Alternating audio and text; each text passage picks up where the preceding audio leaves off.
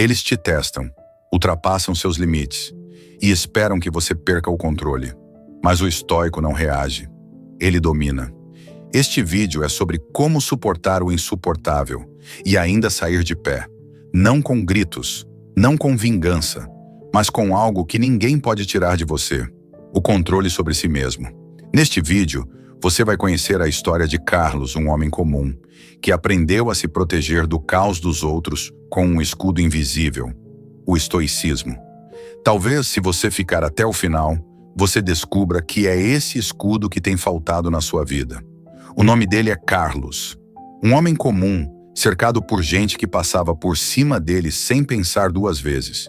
No trabalho, em casa, até na própria família. Mas tudo mudou no dia em que ele entendeu uma verdade brutal: se você não impõe um limite, alguém sempre vai cruzá-lo. Carlos era o tipo de homem que nunca aprendia a dizer não.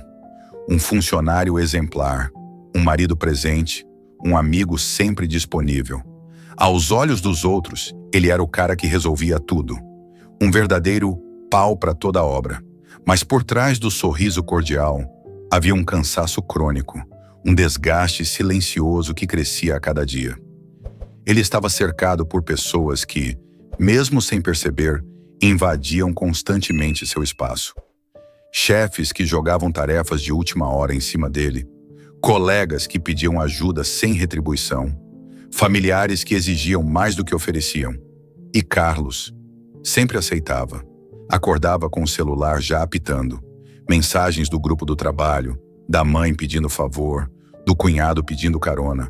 O dia mal começava e ele já sentia que não tinha controle. Tudo era para os outros. Era como se ele estivesse desaparecendo dentro de si mesmo. O ápice veio numa terça-feira qualquer. Seu chefe, Marcelo, entrou na sala com aquele ar de urgência fabricada e disse: "Carlos, preciso que você finalize o relatório da equipe do Norte. É para ontem." Carlos tentou argumentar: "Mas isso não é da minha alçada. Eles têm outro responsável, não tem?" Marcelo apenas sorriu e deu 2 tapinhas nas costas dele. "Você é o único em quem eu confio para isso." Naquela mesma tarde, perdeu a hora de buscar a filha na escola. O olhar decepcionado dela foi um soco no peito. À noite, durante o jantar, sua esposa tentou conversar, mas ele estava exausto.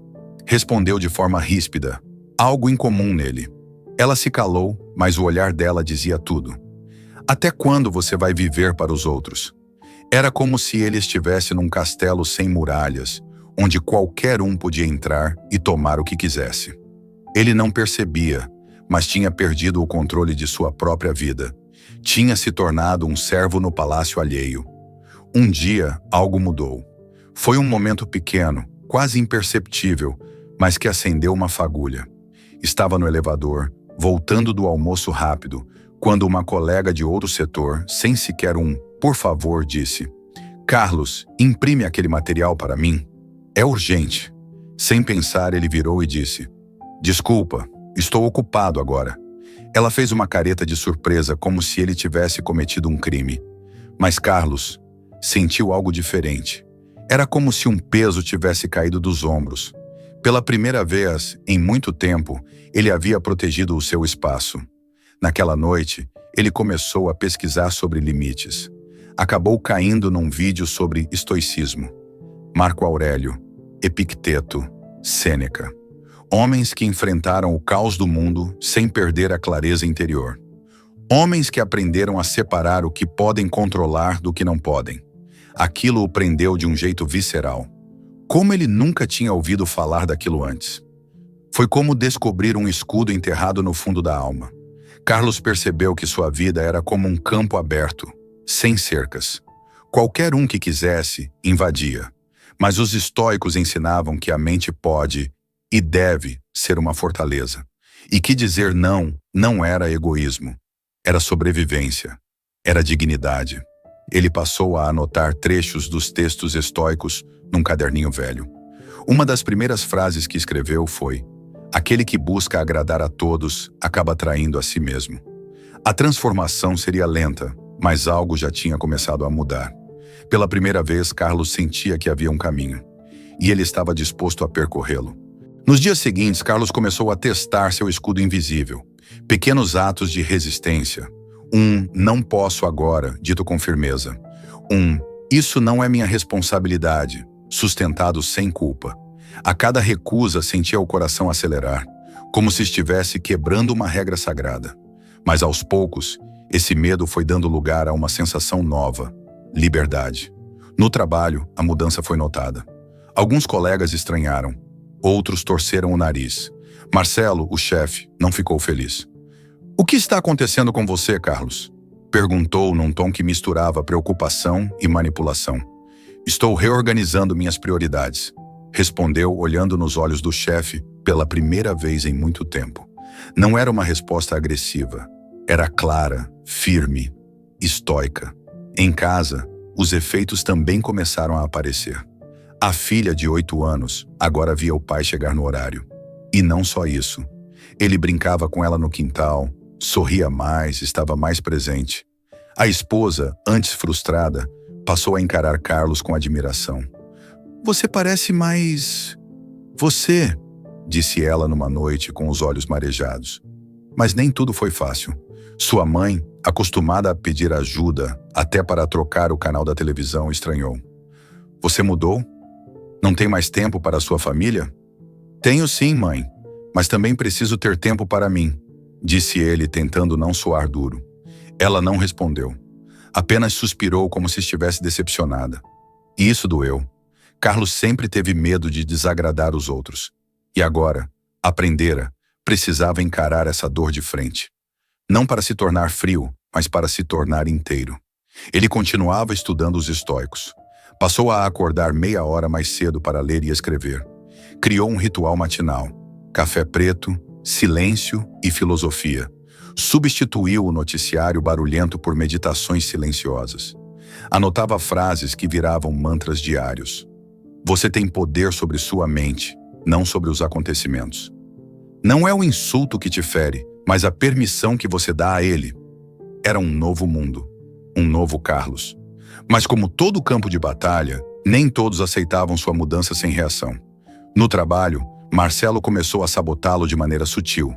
Tirava-o de reuniões importantes, repassava tarefas sem consultar, jogava indiretas na frente da equipe. Agora o Carlos é filósofo, só falta vir de toga para o escritório, disse, arrancando risadas forçadas de alguns colegas. Carlos ouviu, mas não reagiu. Respirou fundo, lembrou de Epicteto. Se alguém te provoca, saiba que é apenas uma opinião, não um fato. No fundo ele sabia. Quem está acostumado a invadir se incomoda com quem constrói muralhas. Em casa, a mãe continuava distante. Alguns amigos pararam de chamá-lo. A ideia de que ele havia mudado demais começou a circular. Mas ele não recuou. Pela primeira vez na vida, sua bússola interna era mais forte que o GPS alheio. Certo dia, caminhando no parque com a filha, ela segurou sua mão e disse: "Pai, você está mais feliz agora?" Carlos sorriu. "Estou aprendendo a ser. E você?" "Estou gostando de ter um pai ninja", disse ela rindo. "Ninja? É, você não grita, não briga, mas ninguém te empurra mais." Carlos gargalhou. Aquilo valeu mais que qualquer promoção, qualquer aplauso. Estava funcionando. Aos poucos estava se tornando aquilo que os estoicos chamavam de fortaleza inabalável. Mas ele ainda não sabia que a maior provação de sua vida estava prestes a chegar. E ela viria de alguém que ele jamais suspeitaria. Era uma sexta-feira nublada quando tudo começou a desmoronar. Carlos estava finalizando o relatório do mês, satisfeito por ter conseguido cumprir prazos sem se sobrecarregar. O equilíbrio que vinha construindo nos últimos meses parecia finalmente sólido. Mas como os estoicos sabiam, a estabilidade é sempre um intervalo entre dois terremotos. O telefone tocou. Era seu irmão, Henrique. "Carlos, preciso conversar com você. Agora." Henrique era o oposto de Carlos. Sempre impulsivo, explosivo, com uma facilidade impressionante de transformar qualquer problema pequeno num incêndio. Nos últimos anos, eles haviam se afastado, mas Carlos ainda o ajudava financeiramente em silêncio. Pagamento de contas, empréstimos nunca pagos, favores que só iam em uma direção. Eles se encontraram num café discreto da cidade. Henrique chegou atrasado, como de costume, e já se sentou bufando. "Estou enrolado com um negócio, cara. Só você pode me ajudar. É um empréstimo pequeno, 10 milhões. Eu te pago em 2 meses. Carlos sentiu o velho impulso querendo assumir o controle. A vontade de dizer claro, sem problema. A voz treinada para agradar. Mas respirou fundo. Lembrou-se de uma frase que havia lido naquela manhã.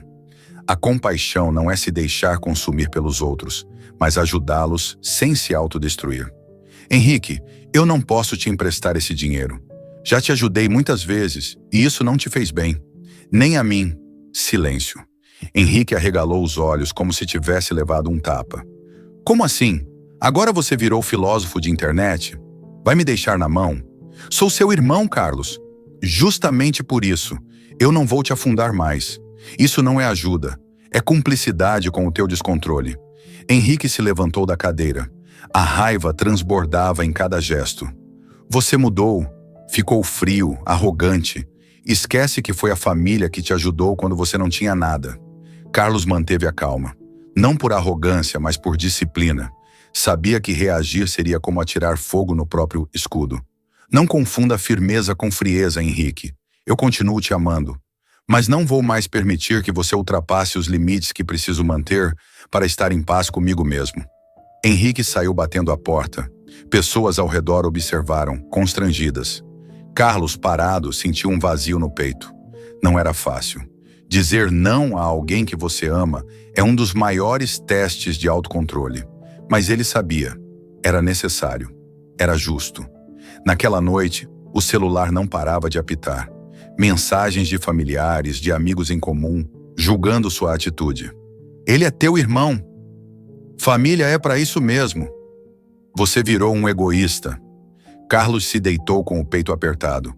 Por dentro, uma guerra silenciosa entre o velho e o novo eu. Abriu seu caderno estoico. Releu uma passagem de Sêneca. Não é cruel quem diz não, é cruel quem exige o que não é seu por direito. Na semana seguinte, o preço por sua firmeza se intensificou. No trabalho, Marcelo, o chefe, soube da história.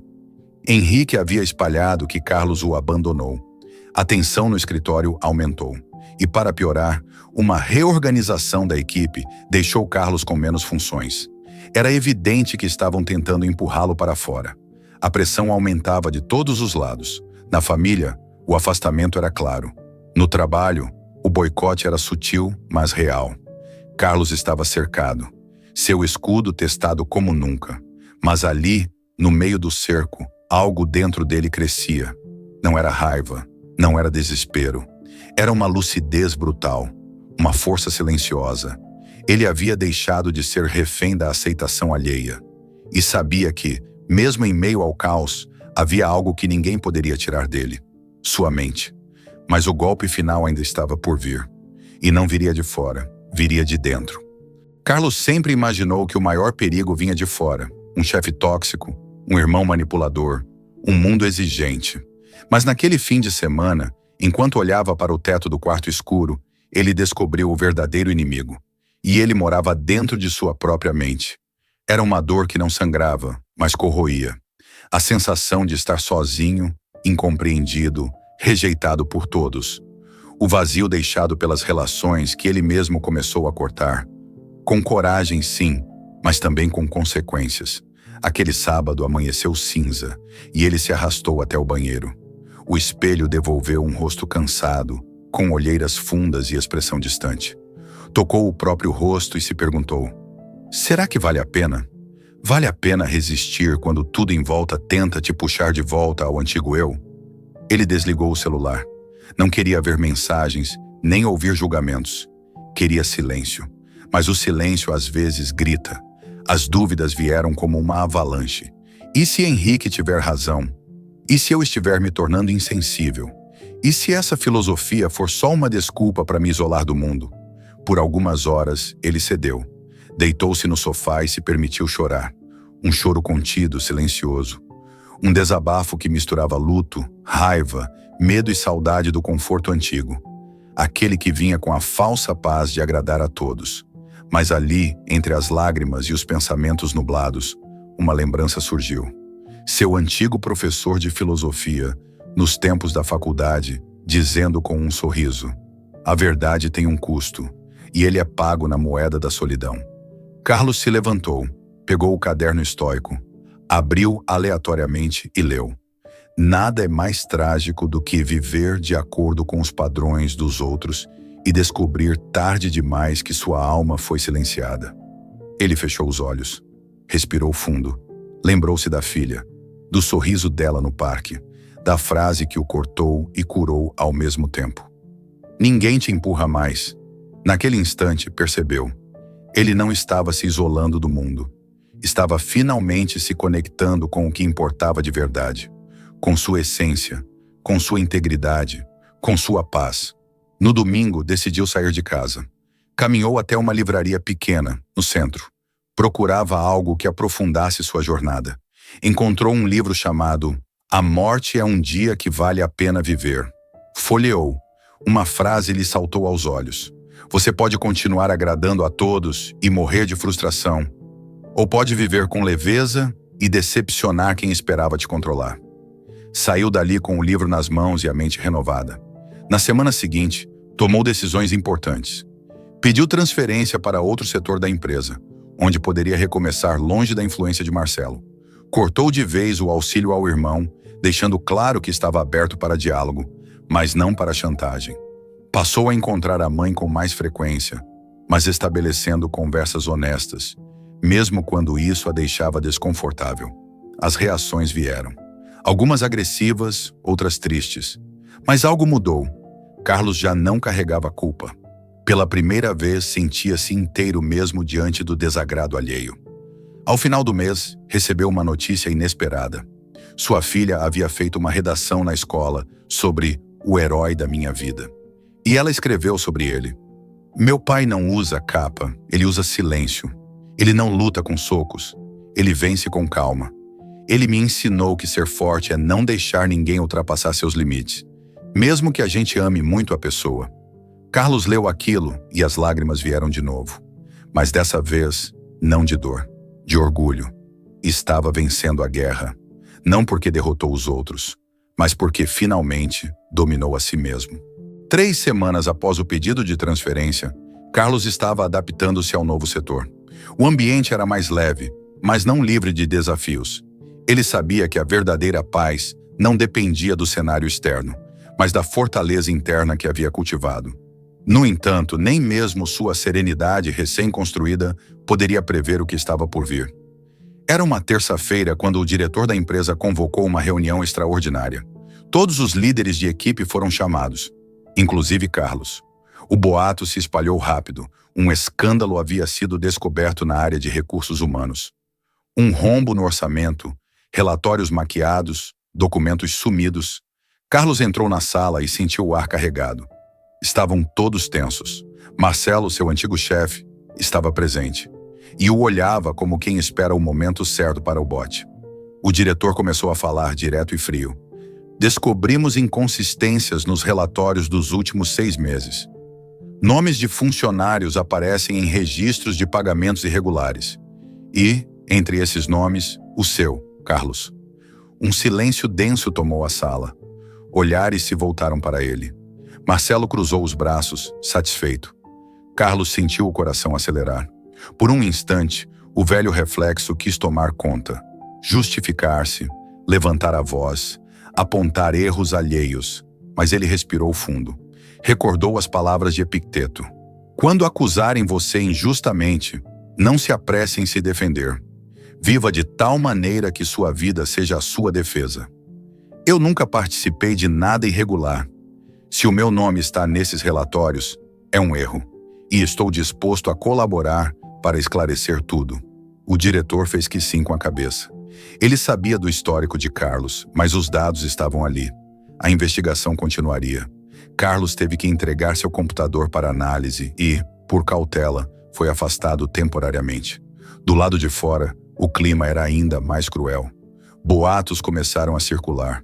Alguns colegas se afastaram, outros comentavam pelas costas. Até nas redes sociais, insinuações começaram a aparecer. A filha de Carlos o abraçou naquela noite, perguntando: Pai, você fez algo errado? Ele se ajoelhou, olhou nos olhos dela e disse com firmeza calma: Não, meu amor. Mas às vezes, quando a gente faz o certo por muito tempo, isso incomoda quem se acostumou com o errado. Durante os dias seguintes, Carlos enfrentou o isolamento mais duro de sua vida. Caminhava pela cidade como um estranho, mas ao invés de se entregar ao desespero, mergulhou em seus princípios. Estudava, meditava, escrevia em seu caderno. Sabia que a verdade, como a luz, pode demorar, mas sempre chega. Na terceira semana do afastamento, recebeu uma ligação do departamento jurídico da empresa. Carlos, você foi inocentado. A auditoria confirmou que seu nome foi usado indevidamente por Marcelo. Ele tentou encobrir movimentações suspeitas e usou acessos antigos seus para validar documentos. Temos provas. Ele foi demitido por justa causa e queremos que você retorne como gerente da nova unidade. Carlos desligou o telefone em silêncio. Não sorriu. Não comemorou. Apenas fechou os olhos e agradeceu. Não à empresa, não ao destino, mas à disciplina que o manteve firme quando tudo parecia desmoronar. Na segunda-feira seguinte voltou à empresa. A mesma recepção, o mesmo corredor. Mas os olhares agora eram diferentes. De curiosidade, respeito, alguns até de admiração. Durante a primeira reunião como gerente, ele disse poucas palavras. Não quero que ninguém tema por errar, mas aqui não abrimos espaço para quem ultrapassa os limites do respeito. A ética não é um enfeite, é a base da nossa paz coletiva. Todos ficaram em silêncio. A mensagem foi clara. A presença dele agora impunha algo que não vinha da autoridade do cargo, mas da coerência com que havia vivido. Naquela noite, ao chegar em casa, sua filha o esperava com um papel na mão. Era um desenho. Ele vestindo uma armadura feita de pedras com um escudo brilhante nas mãos. No topo, escrito com letras infantis: Papai, meu cavaleiro estoico. Carlos abraçou a filha, sentindo o peso da batalha que havia vencido sem levantar a voz, sem revidar com agressividade, sem perder a si mesmo. Mas havia mais uma pessoa que precisava enfrentar, a si mesmo, pela última vez. Naquela noite, enquanto organizava alguns papéis antigos, Carlos encontrou uma caixa esquecida no fundo do armário. Dentro dela estavam cartas, fotos e documentos de outra época, antes do divórcio, antes da tempestade. Entre os papéis havia uma carta não enviada. Era da ex-esposa. A letra era firme, mas o conteúdo era um pedido de ajuda, um desabafo que Carlos ignorara anos atrás. Por alguns minutos ele ficou imóvel, encarando as palavras como se visse pela primeira vez a origem de um erro antigo. Não era culpa, era compreensão. Pela primeira vez, sem dor, ele entendeu que muitos dos conflitos do passado não foram sobre certo ou errado, mas sobre duas pessoas que nunca aprenderam a se ouvir. Na manhã seguinte, tomou uma decisão corajosa. Mandou uma mensagem para a ex-esposa. Oi, queria te agradecer por ter cuidado tão bem da nossa filha em tempos que eu não estava bem. Eu não soube reconhecer antes, mas agora vejo. Você fez o que pôde e eu também. Espero que esteja em paz. A resposta veio horas depois. Obrigada por isso. Demorou, mas fico feliz em ver que você está em paz agora. E nossa filha sente orgulho do pai que você se tornou. Carlos sorriu. Não precisava mais de vingança, nem de redenção. Precisava apenas viver com verdade. No mês seguinte, foi convidado para dar uma palestra em um evento sobre inteligência emocional no trabalho. Subiu ao palco com passos firmes, sem slides, sem espetáculo. Apenas sua história. Eu não sou psicólogo, nem coach. Sou só um homem que aprendeu da forma mais difícil que colocar limites. Não é falta de amor. É a prova mais alta dele. Quando você aceita ser ultrapassado o tempo todo, perde a si mesmo tentando manter os outros felizes. E o que resta depois disso? Uma casca, uma culpa, uma vida que não é sua. Silêncio na plateia. Descobri, estudando os estoicos, que ser calmo não é ser passivo. Ser calmo é ser firme sem precisar ferir. É saber que o escudo mais poderoso do mundo não é feito de aço, é feito de valores. E esse escudo me protegeu quando todos os ataques vieram. Ao terminar, foi aplaudido de pé. Mas o que mais o emocionou foi ver, no meio da plateia, sua filha com os olhos marejados. E ao lado dela, sua ex-esposa. As duas o encaravam com um respeito silencioso que dizia mais do que qualquer palavra. Na saída, um homem o abordou. Era Henrique. Você venceu, mano. De verdade. Eu te testei, te empurrei, porque eu mesmo estava perdido. E você ficou de pé. Carlos colocou a mão no ombro do irmão. Não venci ninguém, Henrique. Só parei de lutar contra mim mesmo. Henrique desviou o olhar, emocionado. E ali, naquele abraço silencioso, selaram a trégua que nunca conseguiram antes. Hoje, Carlos é lembrado na empresa como um líder raro, daqueles que impõem respeito sem erguer a voz, que transformam tensão em confiança, que preferem perder uma discussão a perder a própria essência. Mas ele nunca esquece que tudo começou com dor, com dúvida, com noites em claro. E principalmente com uma decisão: não permitir mais que ninguém ultrapassasse seus limites, nem mesmo ele próprio. Se você está ouvindo essa história e sente que está sendo invadido, empurrado, esmagado pelo peso dos outros, lembre-se, seu valor não depende da aprovação alheia. Você tem o direito e o dever de erguer o seu escudo, de viver em paz com seus valores, de ser firme sem ser cruel, de ser você inteiro. Porque, como disse Marco Aurélio, a melhor vingança é não ser como seu agressor. E a melhor vitória é construir uma vida que ninguém possa destruir, porque ela está protegida pelo escudo mais poderoso de todos, o seu caráter.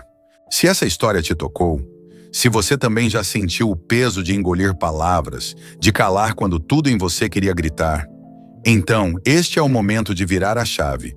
Inscreva-se no canal agora, porque aqui a gente transforma dor em sabedoria, raiva em força interior e limites em libertação.